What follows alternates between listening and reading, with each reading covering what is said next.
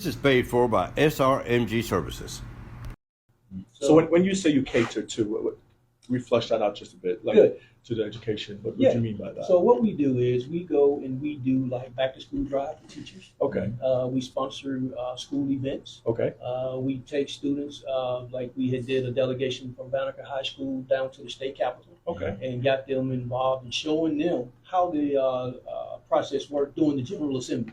Oh, good. You know, so and get them to understand that hey, this is where the laws are made that affects your future. That's right. And we wanted to open their eyes to that and just broaden their spectrum as to what is really going on around them and how the process works.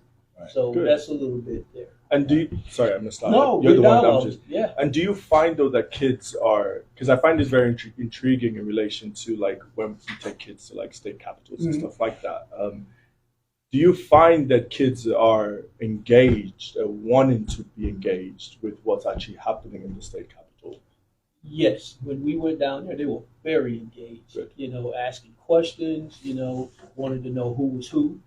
We met with State Representative Bazemore. I'm pretty sure you're aware who she is, and the Speaker of the House. Oh, good. So yeah, we talked and had a lot of dialogue. They had some excellent questions. Oh, that's really You good. know, and so that was intriguing to me as well because it's one of the things you wouldn't think that kids are too involved or too engaged. They just go on a field trip, basically. Mhm. But no, they were really engaged, and it was so much that we actually got invited back by the governor. Really good. You know, it's just unfortunate that we couldn't make that trip because of their class schedule. They were taking tests and so forth, so we couldn't make that trip back. But we plan on doing it again. Is it catered to a specific age group or? We had juniors and seniors. Okay, good. Yeah, you know, but we do elementary schools as well.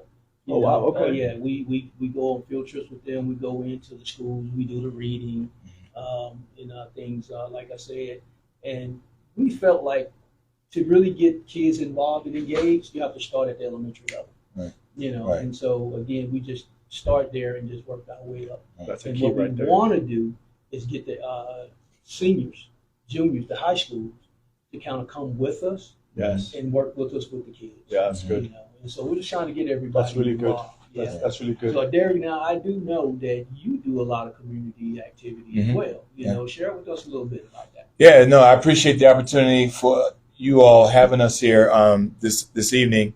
You know, one of the things I discovered early is planting seeds, right? Because it's one thing what students will learn in social studies Mhm. in a textbook, but when they get a chance to actually see it and engage, because naturally children are inquisitive, Mhm. right? And we have a page system down at the Capitol as well.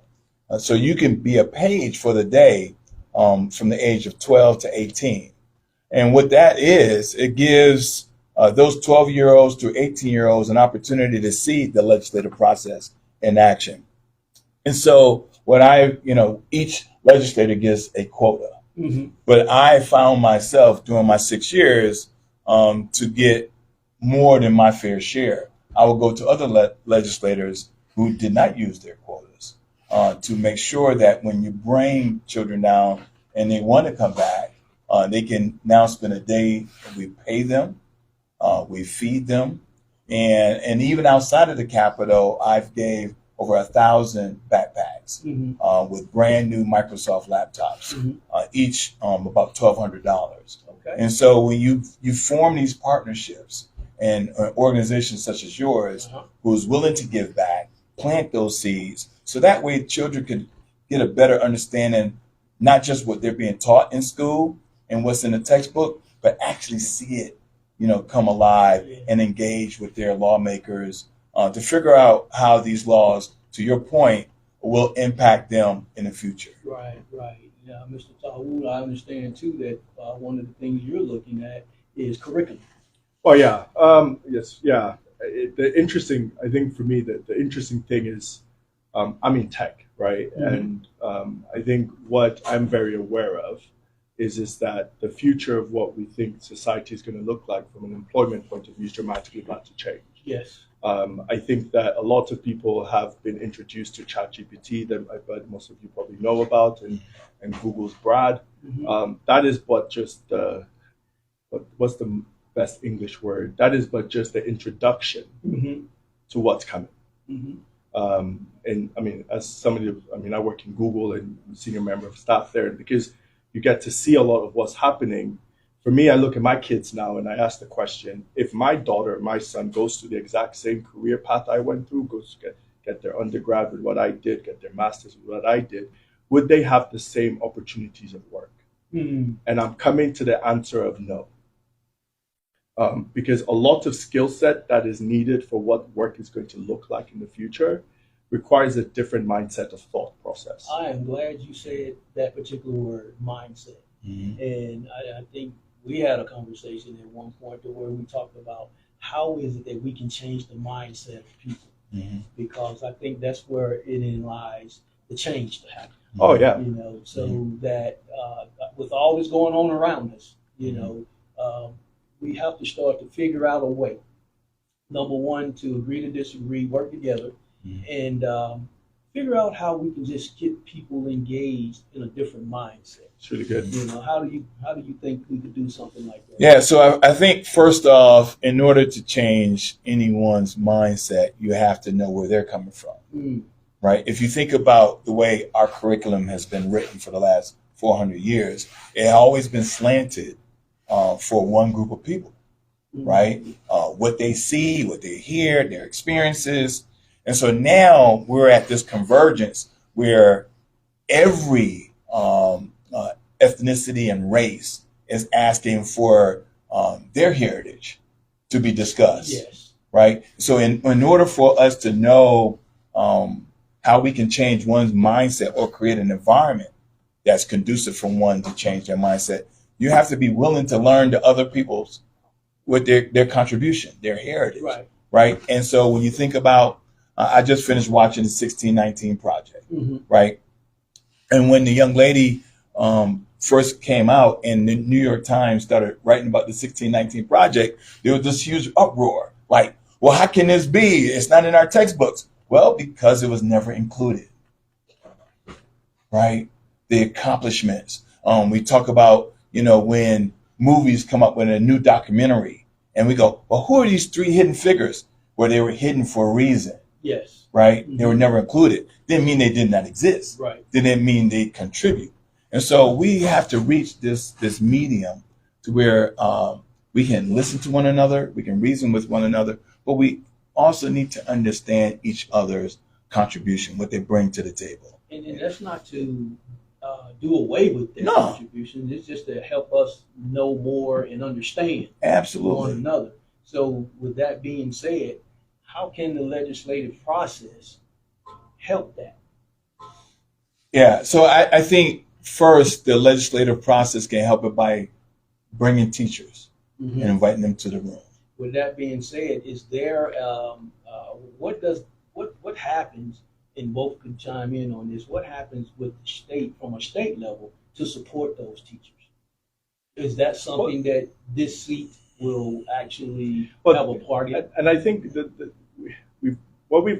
I just want to be very clear, because we've got to differentiate the conversation between, I would say, historical, cultural teachings and what is actually going to be doing in relation to employment in the future. I think that these are, I mean, I understand the conversation that's happening right now, and I do agree, though, that we do need to have a conversation about what is being taught from a cultural point of view and from a historical point of view, where everybody's voice is being heard in relation to what has been taught, and history is not being taught from one lens, but it is being taught from a completion of a lenses. But history is written by one lens normally. It's written normally by the victor. Like, victors are the ones that would normally write what the story is, right? And that's normally the perspective you get, unless you actually go do some digging and you can actually get more of a collective of what was the actual totality of the story. And I think we've got to differentiate what, you know, I think what I was talking about was when you look at the future of work, I'm looking at from an employment point of view, how we can make Georgia a thriving environment where we continue to keep jobs and we can make sure that our kids are prepared. And at the same time, I think there's a place for both kind of conversations. I just wanted to just be, because if you bring the cultural, historical conversation into where we're going from a work point of view, I think that we will miss the opportunity to be prepared for what's coming. But don't you think that by bringing that historical point of view into it, it would actually benefit us to in helping that. It would. Yeah. It would. But we are in a time though right now where there is no, what seems to be perceived is that everything is just a hot topic. Like where like to even bring such a notion to the table, right, is even a hot topic. Like you can't even have reasonable conversation about history right now without, you know, a segment of society feeling like they've been alienated for some weird reason. But it's only just bringing a different bringing your perspective to the table. If you never bring it, well, you have to bring it to the table. But I think what we need to understand as we're having these kind of conversations is that right now in the history of where we are right now as a country, right, we have a segment of society that are trying to push a specific stigma in relation to education. Right. They're trying to get rid of certain textbooks. They're trying to do all of this to try to dilute that. We need to deal with that. Yeah. We need to definitely deal with that as well. So